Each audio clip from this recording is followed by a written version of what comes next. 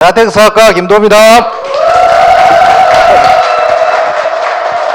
명절 때 뭐 다들 포동포동해지셨네 보니까 저도 좀 포동해졌죠.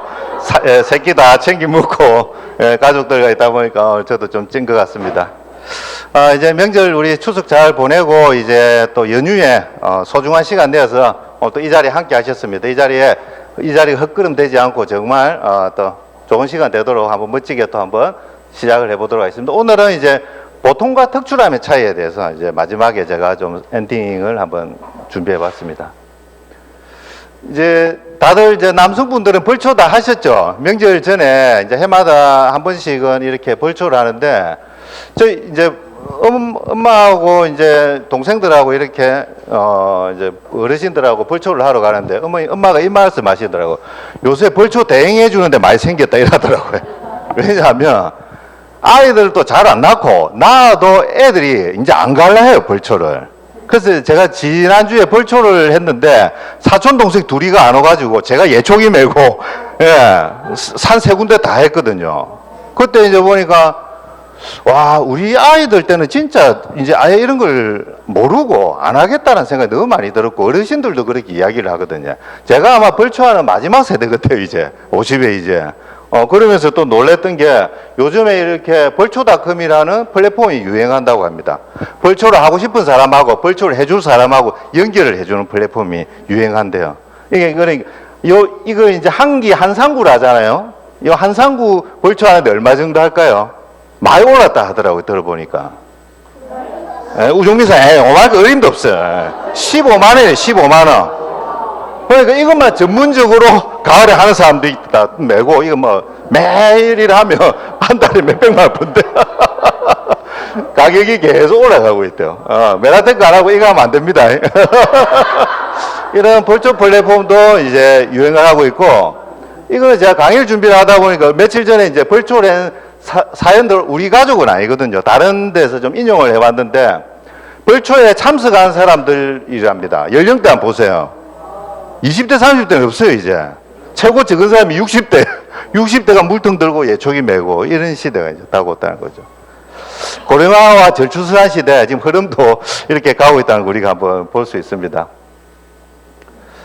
그래서 우리가 이제 오리진이 되라는 베스트셀러 책에서 보면, 저는 사업 설명 때 이제 이야기를 좀 드렸는데, 이제 벤치마킹의 시대는 끝났다. 벤치마킹이라는 것은 과거를 보고 현재를 준비를 한다는 의미거든요. 이제는 그러면 안 된다. 현재가 너무 빨리 미래가 빨리 변하니까 미래를 미리 예측을 하고 현재를 준비를 해 나가야 되는 퓨처 마킹의 시대가 왔다고 이야기를 하는 거죠. 시대가 많이 이제 변했다는 거죠. 퓨처 마킹이라는 것은 앞으로 10년, 20년 뒤에 당연해질 것들을 우리가 찾아내서 준비를 해야 되는 게 이 시대를 살아가는 사람들의 올바른 의미다라는 것을 알 수가 있습니다.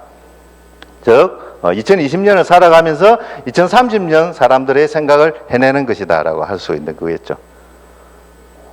요즘 0.78 이 숫자 많이 들어보죠, 그죠? 남녀가 결혼을 해서 한 명도 안 낳는다, 0.78명 낳는다. 계속 이제 줄어들고 있다는데 이게 보여주는 미래가 참 암담하더라고요, 보니까. 앞으로 어떻게 되냐면 2039년이면 몇 년 안 남았죠? 한 15년 정도 남았는데 그때는 우리나라에 대학이 190개가 있는데 여기서 150개 이상 대학은 모집 인원이 없어진다.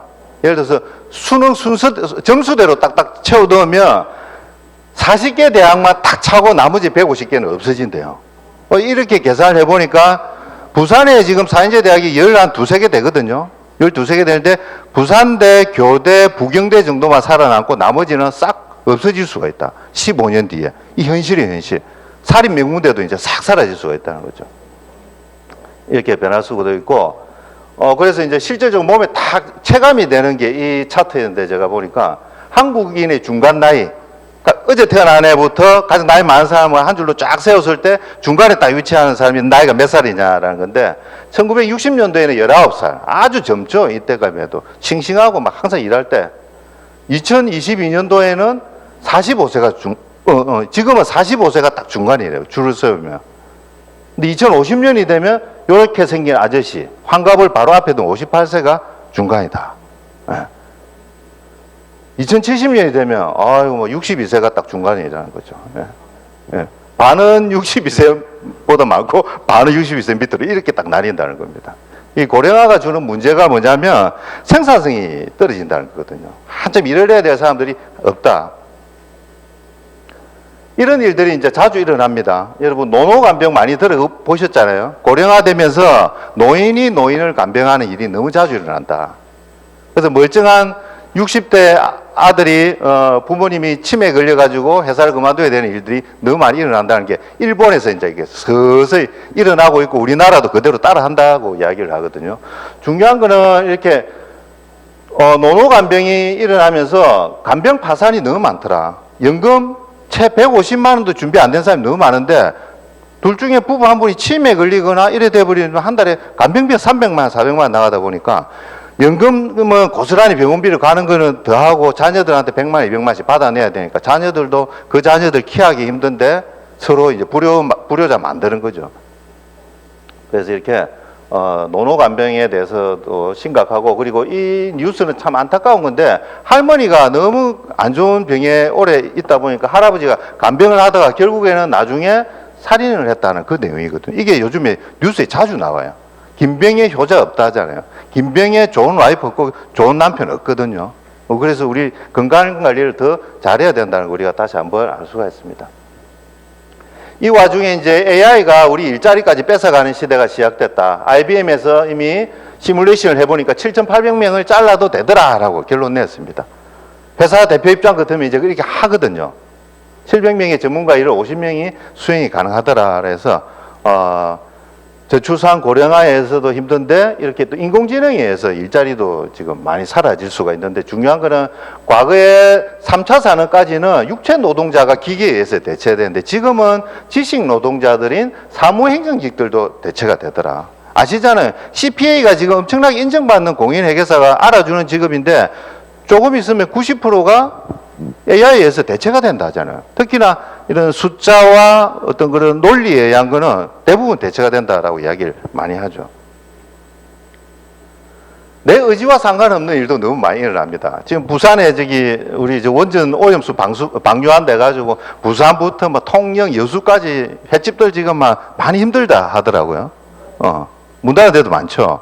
문 닫은 데도 많은데 이런 일들은 내가 어떻게 컨트롤할 수 없는 일들이 너무 많이 일어나더라. 이 자영업자들은 열심히 안 살라고 해서 이런 일이 일어나는 게 아니거든요. 내 의지와 상관없는 일들이 많이 일어나기 때문에 내 의지와 상관 있는 일을 많이 만드는 게 이제 중요한 세대를 할 수 있는 거죠.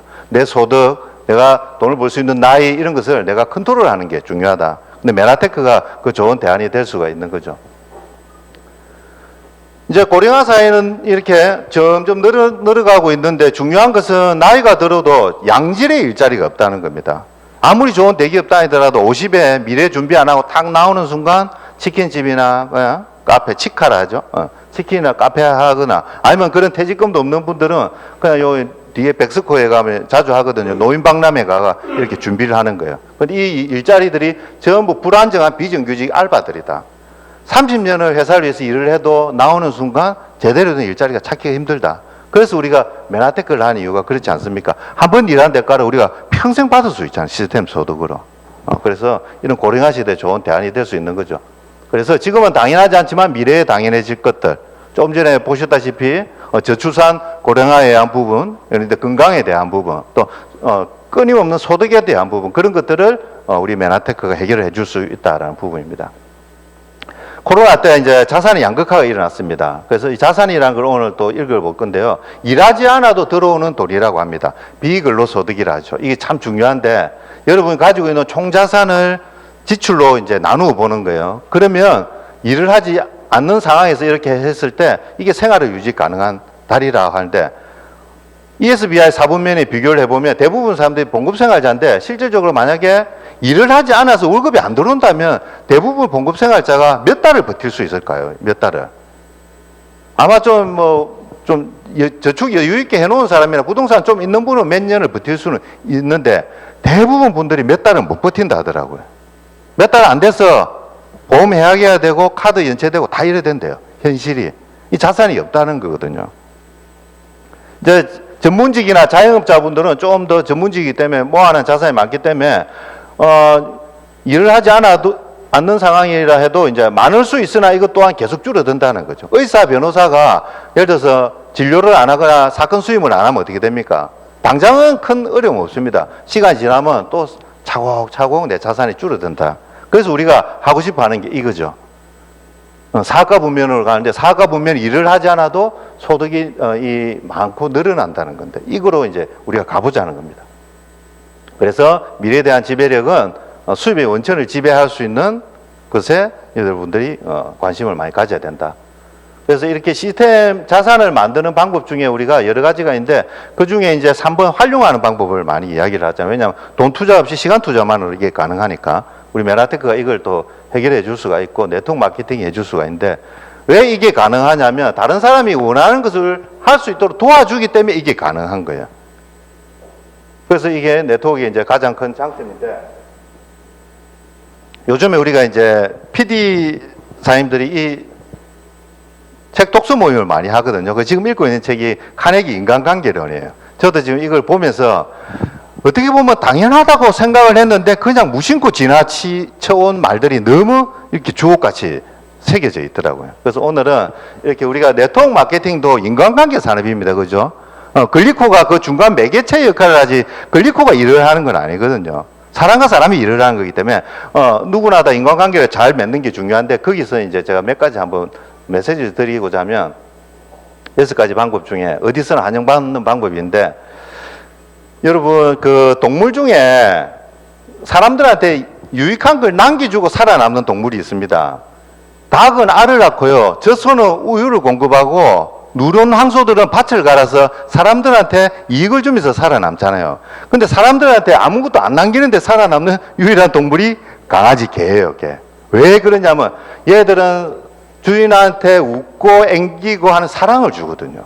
그래서 이게 살아남는데 이 강아지, 개가 사람한테 실질적으로 주는 건 없지만 어떤 세일즈맨이 이렇게 이야기를 했답니다.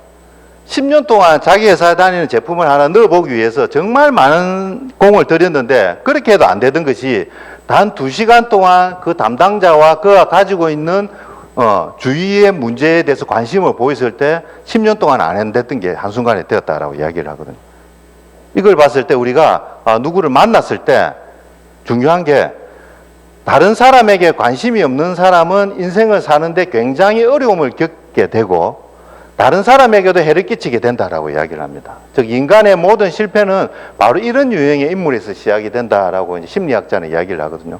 곰곰이 생각을 해보면 다른 사람에게 관심을 안 가지고 자기만 관심을 가지고 있는 사람들은 대부분 사회생활이 많이 힘들고 도태되고 고립되는 게 많거든요. 그래서 여기서 이제 말하는 것은 항상 다른 사람한테 관심을 먼저 가져라라고 이야기를 하는 거죠.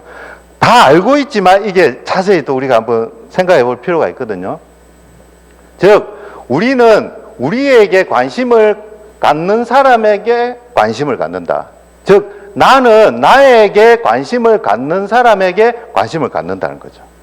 상대에게 관심을 가져줬을 때 그 사람이 나한테 관심을 받는다 라는 부분인데 이 말은 예수가 태어나기도 전에 이미 이 이야기가 있었대요. 그러니까 이거는 시공간을 초월해서 몇천 년이 지나도 인간사에서 변하지 않는 부분이다. 이거. 사람들은 자기한테 관심을 가지는 사람한테 이제 관심을 갖는다는 부분이죠.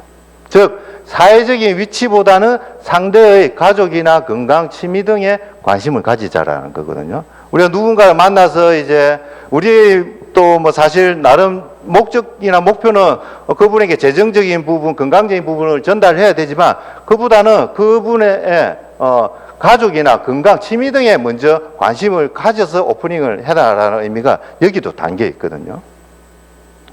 곧 이제 10월 10일이면 이제 우리가 이제 또 NBA 다음 주 화요일이면 NBA가 시작이 되잖아요. 올해 이제 회계연도를 마감하고 내년을 준비하는 중요한 때인데 또 아마 남은 일주일 동안 많은 분들이 초대를 하실 겁니다. 그래서 초대를 하는 관계에 대해서 제가 한번 예를 들어 보면 저를 위해 NBA 한 번만 와주세요라는 이런 멘트가 있을 수 있고요. 상대방이 가장 원하는 것이 무엇인지 파악을 하고 당신이 이루도록 도와드릴 수가 있다. 단 당신도 시간을 내야 된다라는 이 2가지 멘트가 있거든요. 처음에 사업을 하면 맨 위의 멘트가 통합니다. 지인들. 오랫동안 봐온 지인들은 정에 이끌려서 나를 위해서 한번 와주세요 하면 오늘 분 몇 분은 계세요. 근데 사업을 올해 2년, 3년, 4년 넘어가잖아요. 그러면 대부분 지인들을 다 만나기 때문에 그렇지 않은 분들을 많이 만나는데 그렇지 않은 분한테는 위의 방법이 안 통합니다. 잘 모르는데 뭐. 그럼 밑에 이렇게 해야 된다는 거죠. 밑에 하고 위에가 어떻게 다르냐면 이거는 나를 위해서 오라는 거고 이거는 당신을 위해서 오라는 거거든요. 그래서 SDP 할 때 반드시 짚어줘야 될 게 있습니다. 당신이 원하는 것이 뭔지를 파악을 하고 그것을 이룰 수 있도록 내가 도와줄게. 단 당신도 시간을 내야 된다. 라고 상대방의 입장에서 초대를 하는 것이 올해 비즈니스를 하는데 도움이 되실 거다라고 저는 이제 한번 멘트를 들고 옵니다. 이렇게 이제 일을 잘 하는데 우리가 여러분 일을 하던 회사가 부도가 나면 어떻게 됩니까? 이력서 넣어서 다른 회사 들어가서 월급 받으면 됩니다. 그러나 잘하고 있던 네트워크 회사가 사라지면 이게 지금 실제로 많이 일어나거든요. 뒤에 요 사회 소금하는 시크릿 있었잖아요. 지금 한국에서 최종 철수했습니다. 시크릿이 매출이 메나테크의 2배가 넘은 회사입니다. 한때는 1,500을 찍었어요. 메나테크 항상 800억이거든요. 재작년인가 시크릿이 1,500까지 올라갔다니까요. 1,500억 한국에서만. 근데 왜 이게 철수를 했냐면 저도 아는 분이 있어서 들었는데 그 보상 플랜 때문에 그랬대요. 탑리더들이 처음 시작한 사람들한테 억수 작게 주고 자기들이 너무 많이 욕을 했대요. 본사에. 그래서 본사하고 충돌도 있고 마찰도 있고 해가지고 거기 있는 탑리더들이 많은 사람 이끌고 또 다른 회사로 갔대요. 그러면서 그룹수 회사가 무너지게 됐는데 어쨌든 그 보상 플랜도 아주 합리적인 게 중요한데 그렇지 못한 회사들 한순간에 갈 수가 있다. 메나테크 선택한 거는 정말 우리가 잘한 거라고 할 수 있죠. 네트워크 하다가 회사가 사라지면 이것만 억울한 게 없거든요. 예를 들어서 내가 브론즈 PD가 안정적이다. 한 달에 7, 800만에 다 박다박 놓는데 회사가 푹 사라져 버렸다. 하나도 없거든요. 엄청나게 중요한 거기 때문에 좋은 회사를 찾는 게 중요한데 우리 메나테크를 한번 보면 전 세계 지금 26개국에 진출해 있어서 어느 회사를 어느 지역을 가나 표준화된 시스템을 가지고 있어서 글로벌 비즈니스를 할 수가 있다. 하나씩 연역을 살펴보면 94년도에 텍사스 달라스에서 설립이 되었고요. 그리고 그 2년 뒤에 지금 전 세계에서 사랑을 받고 있는 글리코 영양소가 이렇게 런칭이 되었습니다.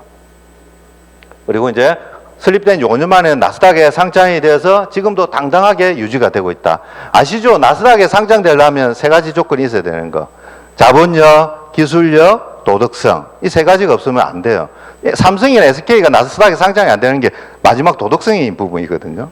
메나테크는 그런 도덕성까지 가져가면서 견인을 하고 있습니다.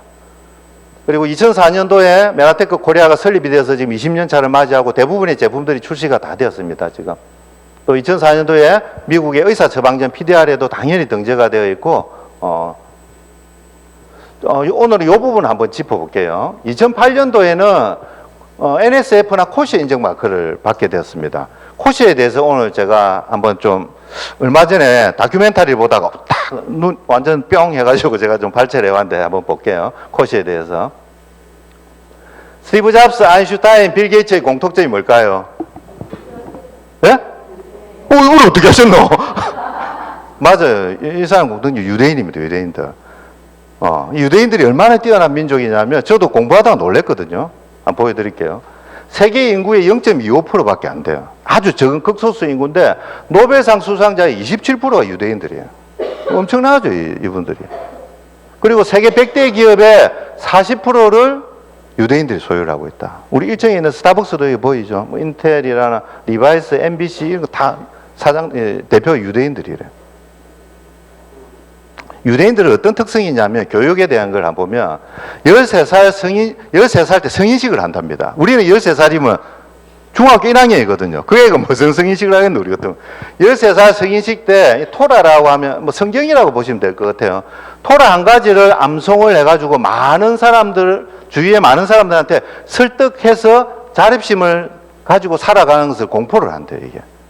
중1이면 우리나라 같으면 이제 막 학원 다니고 이렇게 할 텐데 그 애들한테 13살 때 많은 사람 앞에서 어떻게 살 것인가에 대해서 프레젠테이션을 하고 인생의 주체가 됐대요. 엄청나게 빠르죠, 그러니까 유대인들이. 그때 3가지 선물을 받는답니다. 성경, 시계, 축의금. 자, 성경은 어떤 의미일까요? 빠르게 살아라는 의미에서 성경을 받고요. 또 시계는 뭘까요? 시간 약속을 잘 지켜라. 축의금은 네가 경제의 주체가 돼서 이 돈을 불려봐라. 우리는 13살 중학교 1학년 때 축의금 주면 친구들하고 PC방 가거나 맛있는 거 사 먹으러 다니겠죠. 근데 얘들은 그걸 미리 받아서 준비를 한대. 근데 다르더라고요, 사실이 유대인들은. 이 유대인들은 오래전부터 이 하브루타라는 것을 통해서 13살 중학교 1학년이면 우리는 학원 다니면서 앉아서 주입식 교육을 하고 인터넷 강의를 듣고 할 텐데 얘들은, 이 유대인들은 이미 그 어린 나이에 어떻게 하냐면 친구와 파트너라는 뜻이죠. 하브루타가. 친구 짝과 늘 옆에 앉아서 논쟁을 하고 토론을 하고 대화를 하는 문화가 아주 지배적으로 되어 있대요. 우리는 자녀들이 학교 갔다 오면 오늘 뭐 배웠노? 이러잖아. 유대인들은 어떻게 하냐면 오늘 무슨 질문을 했니? 라고 이야기를 한다고 하거든요. 교육법 자체가 다르죠. 창의적이고, 이런 것도 우리가 한번 배워야 되고, 이제 오늘 이제 말씀드릴 부분은 이제 코시어에 대한 부분인데, 코시어는 어떤 뜻이냐면 적절한 옳은이라는 뜻이랍니다. 적절하다, 옳다. 여기에 이제 또 경쟁이 될 수 있는 게 할랄이라고 있는데 많이 들어보셨죠? 할랄은 이슬람 교도에서 쓰는 이제 먹을 수 있는 거 허용된 것, 이런 의미가 이제 경쟁의 의미가 있긴 있고, 그래서 코셔는 음식의 형태가 아니고 어떤 재료를 선택하고 어떻게 가공을 하고 다루느냐를 의미를 한다고 이야기를 합니다. 코셔가. 문제 하나 내볼게요. 자, 어떤 것이 코셔일까? 소, 양, 염소, 돼지. 교회 다니신 분들 혹시나 알 수 있지 않습니까? 이런 부분들. 코셔가 아닌 것은 어느 거일까요? 왜? 떨어져 나왔어요. 이렇게 오른쪽에. 잘 보셔서 떨어져 나서 아닌 걸 맞아요. 네, 발굽이 갈라지고 대책임질을 하는 동물은 코셔라고, 그리고 이제 돼지 같은 경우는 코셔가 아니라고 이야기를 합니다. 왜 돼지가 코셔가 아닌지 뒷부분에 이야기를 해드릴게요. 또 문제 하나 더 나가볼게요. 연어, 도미, 조기, 상어, 오징어, 고래, 뭐 제사상 근도 어떤 것이 코셔이고 어떤 것이 아닐까? 만약에 맞다면 왜 그럴까요? 그거는 비늘은 있어요. 그걸 맞긴 맞는데 그래. 그게 어쨌단 말이고 그래. 왼쪽에 연어, 도미, 조기는 산소가 많고 깨끗한 지역에서 산대요. 상어, 오징어, 고래는 탁한 물에서도 잘 산다 하거든요. 그래서 왼쪽에 있는 것을 선호를 한대요. 이 코셔를. 많이 배우죠, 이게 오니까. 아까 제가 이제 말씀드릴 때 돼지는 왜 안 되냐면 유대인들은 인간과 먹이를 놓고 경쟁하지 않으면서 먹이 효율이 좋은 소, 양, 염소를 사육을 한다라는 말인데 이게 왜 그러냐면 돼지 같은 경우에는 물을 엄청나게 먹습니다. 물을 엄청나게 먹기 때문에 이런 사막지대에서 키우면 힘들어요. 인간이 힘들어. 사람이 먹을 물도 없는데 돼지 먹여야 되니까. 그러니까 그런 효율이 떨어지는 돼지보다는 조금만 먹여도 잘 살 수 있는 소, 양, 염소 같이 효율이 좋은 이런 동물을 코셔로 지정을 했다라고 이야기를 하더라고요. 또 재밌는 이야기 들어갑니다. 우리 타이타닉 기억나시죠? 이번 추석 때 타이타닉 했나요, 혹시? 해마다 하던데 올해는 안 했던 것 같기도 하고, 그죠? 유대인 승객이 타이타닉호에 그렇게 많이 탔대요. 돈도 많았고, 이 세계적인 갑부인 백화점 소유주 이 유대인 부부들도 그 영화에 실제적으로 이제 반영이 되었대요, 이렇게 나왔는데. 타이타닉호에 유대인이 많이 탔던 이유가 뭐 때문이냐면 코셔 때문에 탔답니다. 코셔 때문에. 왜냐하면 이 10일 이상 여행을 해야 되기 때문에 우리가 항상 여행 갈 때 우선적으로 하는 건 뭡니까? 잠자리, 먹거리잖아요. 먹거리가 중요한데 이 많은 유대인들이 타는데 이렇게 코셔 없이는 힘들기 때문에 코셔가 적용된 타이타닉호에 많은 사람들이 탔다. 그래서 이걸 유대인 주방장을 고용했다는 것을 마케팅 포인트로 잡았답니다. 또 재밌는 것은 이방카 아시죠? 도널드 트럼프 딸이잖아요. 이방카가 유대인인데 공식 초청 만찬을 했는데 그때 청와대에서 코셔식으로 준비를 했대요. 이렇게.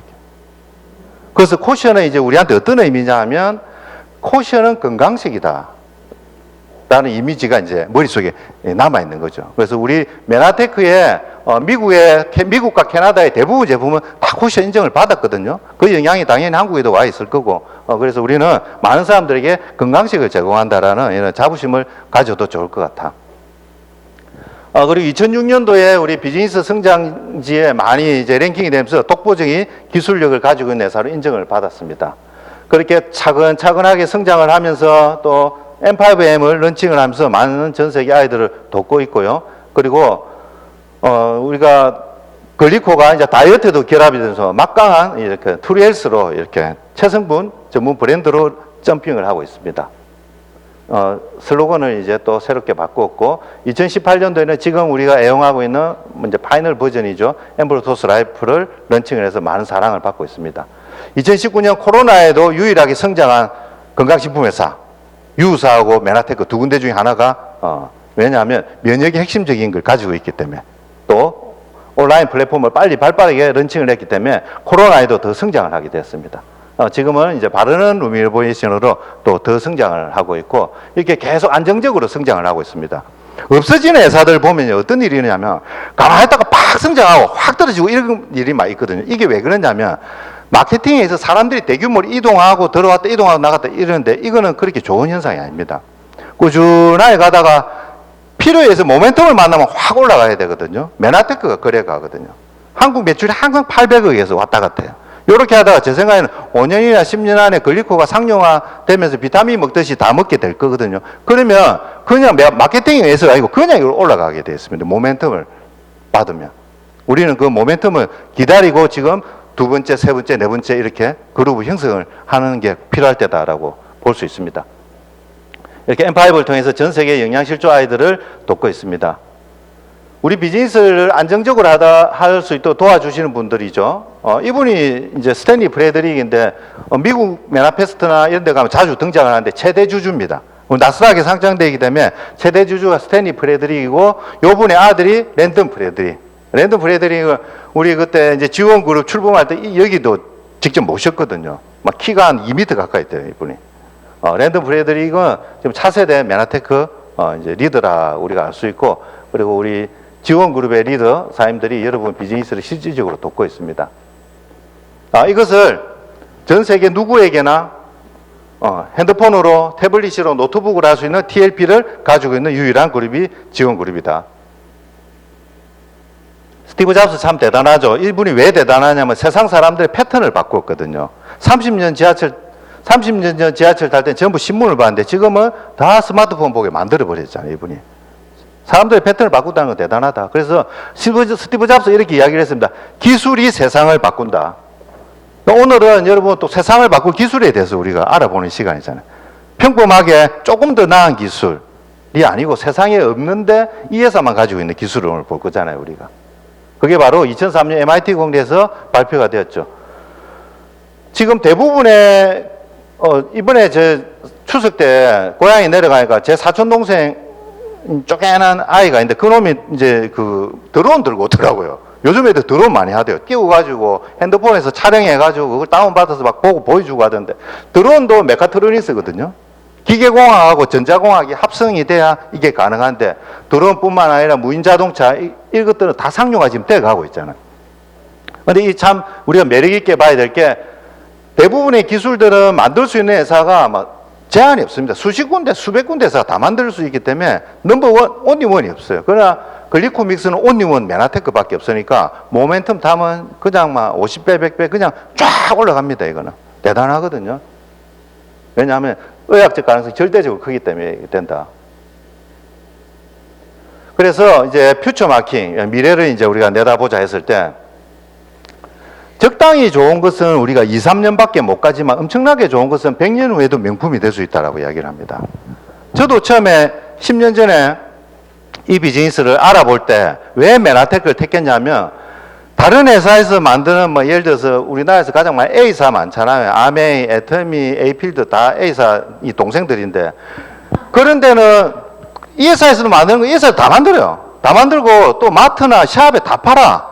그 대체재가 많기 때문에 경쟁에서 한계가 있거든요. 그런 회사들은 오래 못 갑니다. 간다 하더라도 크게 베네핏이 적은데, 우리 글리코는 이 회사밖에 안 가지고 있거든요. 그러니까 이게 100년 후에도 명품이 될 수 있는 가치가 있다는 거죠.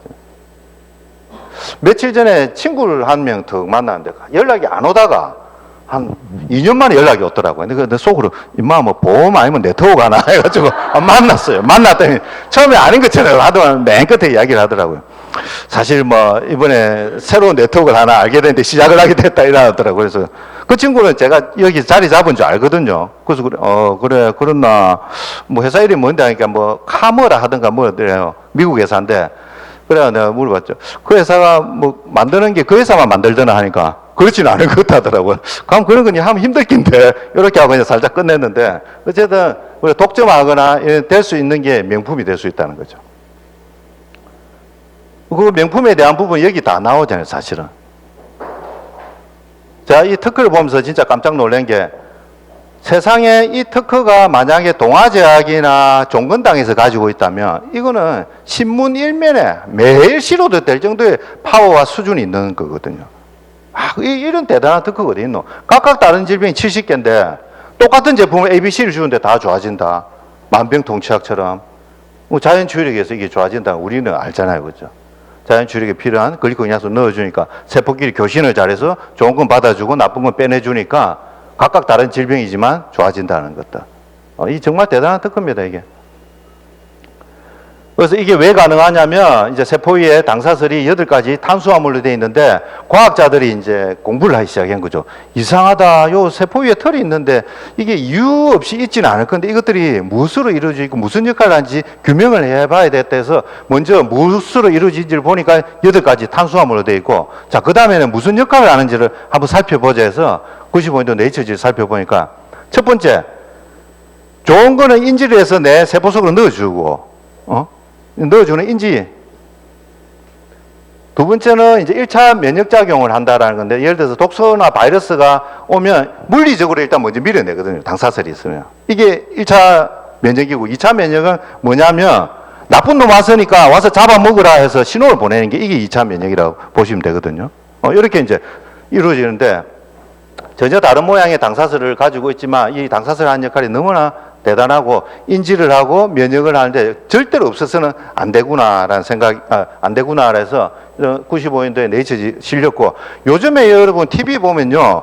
요즘에 이 사진이 아니고 예를 들어서 이제 뭐 그림으로 도식화한 세포들 TV에 놓은 거 보면 이제 전부 당사슬 다 달고 있어요, 이제는. 사람들 다 알거든요. 옛날에는 맹글맹글했는데 지금은 다 촉수에 스파이크 단백질이라잖아요. 그게 당사슬이거든. 그게 다 나와요, 그게. 그래서 스파이크 단백질을 다 우리가 이게 이제 상용화로 가는 과정이라. 나중에는 이제 사람들이 이렇게 생각했죠. 저거 촉수 스파이크 단백질이라는데 저게 어떤 역할을 하지 하면서 관심을 계속 가지거든요, 사람들은. 그러면 좀 지나면 그게 인지를 하고 면역을 하는데 그걸 만들 수 있는 거는 메나테크의, 메나테크라는 회사다라는 게 이제 상용화되어 가는 과정이죠, 그게. 그래서 96년도에는, 이게 하프의 생화학 교과서에 이런 내용들이 나옵니다. 복합당질 촉수가 서로 세포 표면을 건드리면서 대화를 한다고 그 10년 뒤에는 어떤 조건 하에서는 이거 넣어주는 게 좋다라고 이야기를 하는 거죠. 여기 어떤 조건 하가 뭐냐면 과거에 비해서 현대인들은 스트레스도 많이 받고 먹는 식생활들이 제대로 된 영양분이 없으니까 1단계에서 15단계까지 전환이 되기가 안 쉽다. 그래서 중간중간에 필요한 거 넣어줘야 된다는 의미가 담고 있는 거죠. 정상세포는 선모가 있다. 정상적인 세포는 10만 개인데 비정상, 현대인의 세포는 이제 3, 4만 개밖에 없는데, 그나마 이거라도 있으면 조금 살아가는데, 10,000개 이하가 되면 이런 질병에 걸린 세포가 될 수 있다. 엔도 박사, 또 그 말 했죠. 초장수 노인들 당사슬은 특별하다라고 이야기를 했고, 안테나처럼 중요한 역할을 한다. 이렇게 많이 나왔는데도 SDP 하면 모르는 사람이 90%잖아요, 아직은. 예. KBS 9시 뉴스하고 몇 개 말이 나와도 이래요. 왜냐하면 모든 것은 인식을 하는데 표준화되는데 시간이 걸립니다. 제가 비타민C도 이야기 드렸잖아요. 비타민C가 노벨상을 받은 게 1930년도인데 이걸 집집마다 먹게 된 거는 불과 10년밖에 안 됐거든요. 50년이나 시간이 걸려요, 그게. 글리코도 너무 빨리 제품화가 되었기 때문에 이게 모르는 거지 시간이 지나면 모든 사람들이 다 알 수 있는 기간이 온다. 그 오면 이제 여러분 통장에 0이 하나씩 더 찍히게 돼 있는 거죠. 그런 모멘텀을 보시는 거다. 그래서 최초이면서도 최신이고 최고의 기술이다. 이 세 개 중에 한 개라도 가지고 있는 회사를 다니면 그 회사 정말 좋은 회사입니다. 근데 메나테크는 다 가지고 있습니다, 이게. 과학적인 검증은 끝났고 모멘텀만 우리가 기다리고 있다. 이 일을 또 하다 보면 뭐 명절에도 또 SDP 하신 분도 있고 이렇게 명절 전에도 하신 분도 있는데 우리가 일을 하다 보면 우리가 원하는 결과치도 얻을 수 있지만 그렇지 않을 때도 많거든요. 살다 보면 내가 어쩔 수 없는 일 때문에 힘들어지고 난다. 나에게 그런 일이 발생하지 않게 하는 통제 능력은 없다는 거죠. 뭐 예를 들어서 고객이 거절했다거나 안 물래, 안 갈래 이런 거는 내가 통제를 할 수는 없다는 거죠. 그러나 그 일에 대한 해석 능력은 내가 가지고 있는데 그 해석 능력을 내가 어떻게 하냐에 따라서 내가 계속 전진을 할 건지 아니면 포기를 할 건지 결정이 된다는 거죠. 즉 문제를 통해 나는 더 강해진다. 문제를 통해 나는 더 지혜로워진다. 문제를 어떻게 해석하냐가 내 성장의 재료가 된다는 거죠. 거절을 받았을 때 아니 안 되는가 봐. 그래 저 사람도 안 되는데 이거 안 되는 일인가 해서 덮을 건지 아니면 이거는 나에게 더 단단해지고 내 꿈이 더 선명해지는 것을 뭐냐고 물어보는 계기일 수도 있다라고 생각을 하면 내 해석 능력을 다르게 하면 내가 다시 전진을 하고 내가 원하는 것을 얻을 수 있다는 부분입니다. 돈의 속성에도 이런 이야기가 나옵니다. 일과 저축을 통해서는 부자 되는 데 한계가 있다. 아껴서는 작은 부자는 돼도 큰 부자는 절대 안 된다 하잖아요. 큰 부자는 돈의 흐름을 보고 미리 그 가서 서 있어야 된다 하거든요. 그렇게 함으로써 또 자산이 스스로 일하게 만드는 법을 배워야 한다. 수입 중에서 가장 좋은 수입은 정기적으로 들어오는 돈이고 가장 나쁜 지출은 정기적으로 나가는 돈이다. 정기적으로 들어오는 돈을 만듭시다 우리. 그래서 월급 1,000만 원보다 월세 1,000만 원이 각광을 받습니다. 왜냐하면 월급 1,000만 원 받다가 회사 잘리면 안 들어오니까. 월세는 계속 들어온다는 개념이 있으니까. 우리가 이 월세 만드는 거예요 지금 월세. 자산 만드는 게. 지금까지는 우리가 물통 나르고 이렇게 고생을 했다면 이제 3년 4년 시간 투자로 파이프라인을 형성을 해보자는 거죠. 처음에는 절대 파이프라인처럼 안 느껴집니다. 왜냐하면 처음 사업할 때 예를 들어서 내 다운에 사업자도 거의 없고 소비자 몇 명 있으면 내가 전달하면 피부에 오르는데 전달 안 하면 안 올라오고 이게 정상이에요 정상. 저도 처음에 그랬거든요. 그런데 이게 사업자가 이제 2~3명씩 늘어나고 소비자가 20명씩 30명씩 늘어나니까 어느 순간에는 내가 GIP 여행을 가든 하와이 PD 서밋을 가든 내가 일을 안 직접적으로 관여를 안 했음에도 불구하고 내 소득이 따박따박 끊기지 않고 나오더라고요. 이것도 여러분도 3년, 4년, 5년 지나면 이게 진짜 느껴질 거예요. 초기에는 이게 인쇄소득이라는 게 나하고 먼 일이야처럼 생각되지만 저도 이 과정을 겪었거든요. 이런 파이프라인을 시간 투자로 이제 구축하시고 폴 제인 필드 박사님 이제 잘 아시죠? 건강관리 혁명도 이제 저자가 되었고 또 레이건과 부시 대통령 자문을 하면서 무제한의 부라는 책도 이분이 이제 저서에 내놓았는데 그 책에 이제 이런 내용이 나옵니다. 몇십 년 전만 해도 진짜 부자들은 천연자원과 제조업 분야에서 다 나왔다. 록펠러, 기름 록펠러, 철강 카네기, 자동차 포드 맞잖아요. 3대 부자들이 여기서 다 나왔거든요. 지금은 그렇지가 않다. 왜냐하면 제조업이 너무 혁신적으로 발달했기 때문에 진짜 부의 기회가 많은 곳은 이제 유통에 달려 있다라고 이야기를 하거든. 특히 건강관리 유통 분야에 큰 부가 몰릴 것이다. 그래서 우리가 메나테크를 하는 이유가 이거잖아요. 헬스케어 바이오 쪽에 급성장할 거고 그 중간에서도 당생물학을 독점을 하고 있는 메나테크가 50배, 100배가 성장이 될 거다라는 게 이 무제한의 부를 통해서도 우리가 알 수가 있거든요.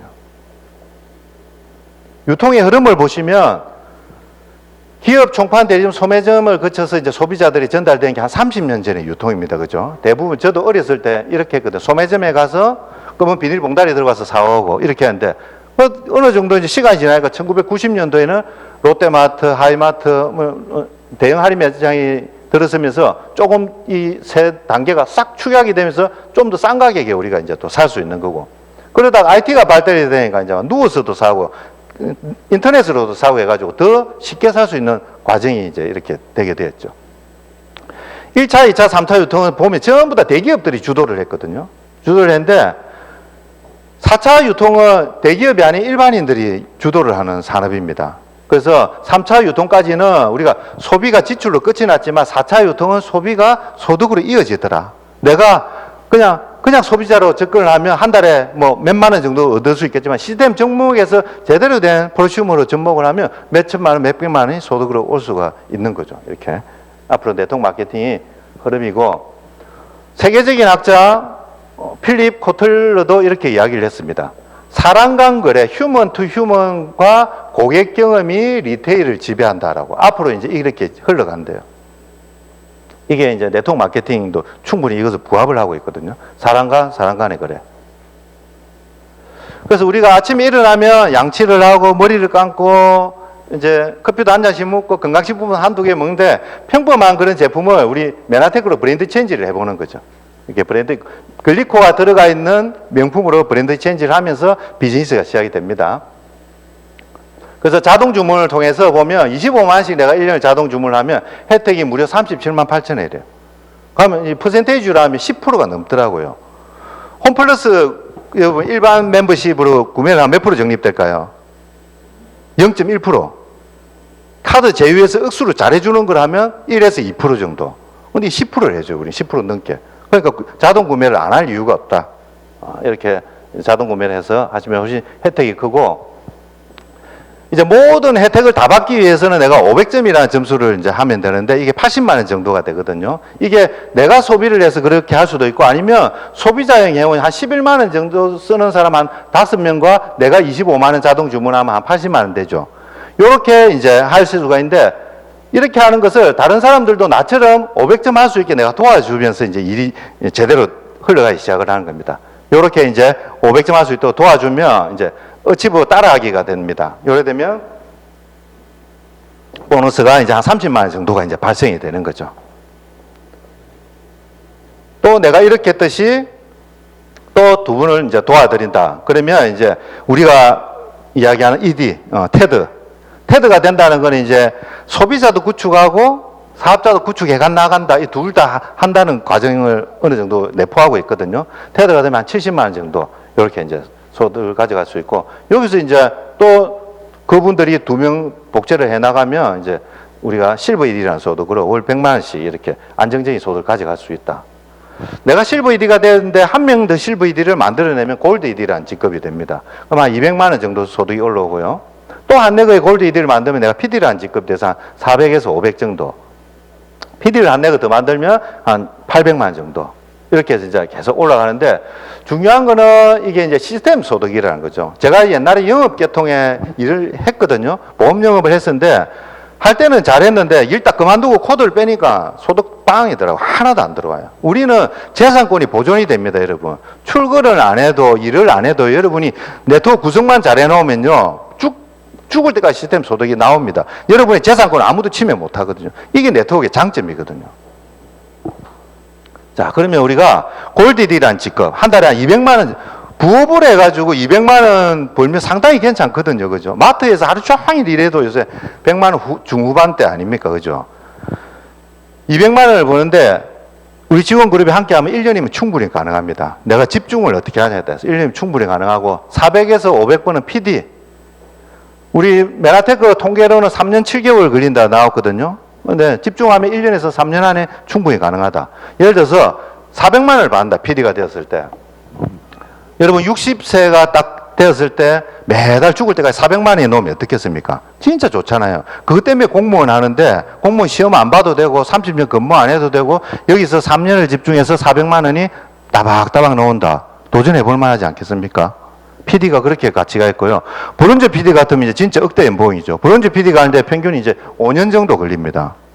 5년 정도 걸리는데, 아시겠지만 우리나라에 있는 기업들 중에 억대 연봉을 줄 수 있는 기업은 대기업 일부밖에 없거든요. 중소기업에서는 죽다 깨어나도 억대 연봉이 안 됩니다. 사장만 억대 연봉이고 나머지 절대 그렇게 안 돼요, 이게. 그런데 5년을 집중을 했더니 평생에 억대 연봉이 가능하다. 이도 나이 불문, 경력 불문, 이게 메나텍의 매력 아닙니까? 그죠? 이게 가능하다. 그래서 내가 실버 PD가 되면 한 달에 1000에서 1500만 원인데, 또 세 번째 렉을 만들면 골드, 네 번째 PPD, 그 밑으로 매출을 단단히 하면 이제 스타까지 이제 올라가게 되어 있습니다. 그래서 처음에는 두 명의 리더만 발굴해도 월 소득 1000만 원 이렇게 가실 수 있고요. 그 다음에는 세 번째, 네 번째에서 여러분이 원하는 포지션까지 가실 수가 있다. 건물 이제 인세 소득에 대해서 한번 보시면, 건물 임대 수익이 예를 들어서 연 한 4에서 5% 정도로 보면요, PD가 되는 것은 어떤 가치가 있냐면 한 12억 정도 오피스텔을 가지고 있는 것 같아요. 왜냐하면 12억 오피스텔을 월세를 줬을 때 한 달에 한 400에서 500만 원 받거든요. 그런데 12억을 현금으로 가지고 있는 분 잘 없잖아요. 그죠? 그래서 12억을 내가 만들어서 건물을 사서 월세를 주는 것보다 PD 되는 게 훨씬 빨라요, 이게. 브론즈 PD, 20억 정도 건물을 소유하고 있는 건데 언제 20억을 우리가 모으겠습니까? 브론즈 PD 되는 게 훨씬 더 빠르다니까요. 브론즈 PD 돼서 올 700에서 900만 소득까지 할 수 있고. 이게 우리 비전이라는 걸 알 수가 있습니다. 시스템을 만드는 거. 이거 또 우리 지원 그룹이 함께 했던 그런 좋은 시간들. 박은주 사장님 이쁘네. 하마수 사장님도 이쁘고, 아유, 이때 생각나네요. 우리 또 하나 되는 지원 그룹 운동회도 있었고요. 그 처음 비즈니스를 하시는 분들이 실버 ED 정도가 되시면 이제 이 스텝업 캠프에 가실 수가 있습니다. 스텝업 캠프 가가지고 또 많은 회사에서 주는 혜택과 응원을 여러분 함께 하실 수가 있습니다. 처음 하신 분들 이걸 도전해 보시고요. 그리고 내가 골드 ED가 된다. 한 단계 업에서 골드 ED가 되면 GIP 해외여행이 여러분을 기다리고 있습니다. 내년에는 우리 태국인데 10월 이번 달이 마지막이죠. 5, 6, 7, 8, 9, 10. 예, 마지막 한 달 집중해서 더 한 분이라도 우리 GIP 태국에 함께 했으면 좋을 것 같습니다. 이제 PD가 이제 안정적으로 된다면 이제 PD 서밋, 하와이, 뭐 유럽 이런 PD 서밋들이 또 여러분들을 기다리고 있습니다. 여행에 주는 즐거움이 정말 큽니다. 그죠? 다들 도전해 보시고, 이제 마지막 차트입니다. 끈기보다 끈기. 맞습니까? 발음. 앞에는 끈기고 뒤에는 끈기. 이렇게 읽죠, 우리가. 끈기와 끈기가 있는데, 의사, 변호사, 조선시대도 전문다, 공무원도 교사도 만원이다, 업의 시대다, 프로는 하나에 올인하면 나머지 따라온다. 이거 여러 가지 생각해 봤을 때 어떤 걸 우리가 예상할 수 있냐면 사회가 급변하고 있다는 의미를 하거든요. 급변할 때는 여러분 우선적으로 해야 될 게 끈기를 가지고 해야 되는 게 아닙니다. 뭔가를 끊고 그 다음에 제대로 된 선택을 하고 끈기 있게 가야 되거든요. 그래서 여러분 지금 직장 아니면 자영업 생각만큼 녹록지 않으실 거예요. 너무나 변화무쌍한 시대에 우리가 있기 때문에 어떤 여러분 오늘 제가 강의 제목이 이거였거든요. 이 요즘 시대의 보통과 특출함의 차이는 뭐냐면 처음에 먼저 끊어야 된대요. 나와 익숙한 것들 끊고 그 다음에 제대로 된 선택을 하고 그 다음에 끈기 있게 계속하는 이게 필요하다. 이 끈기라는 건 세상을 보는 지혜와 현안을 이야기를 하는 거고 끈기는 말 그대로 참아내는 인내, 끈기, 인듀런스 이걸 이야기하는 거죠. 요즘같이 이게 변화무쌍한 시기에 여러분 보통과 특출함의 차이는 익숙함을 끊어내고 그리고 괜찮은 선택을 해서 끈기 있게 나가면 이 복잡한 세상을 다 이루어내서 여러분들이 원하는 삶을 살 수 있을 거라고 생각을 합니다. 이번 또 명절 잘 보내셨고 10월 또 화이팅 하셔서 내가 끊어야 될 것들, 줄여야 될 것들, 멀리해야 될 것들 멀리하고 그리고 또 집중해서 점핑하는 그런 이번 10월 달 되었으면 좋겠습니다. 감사합니다.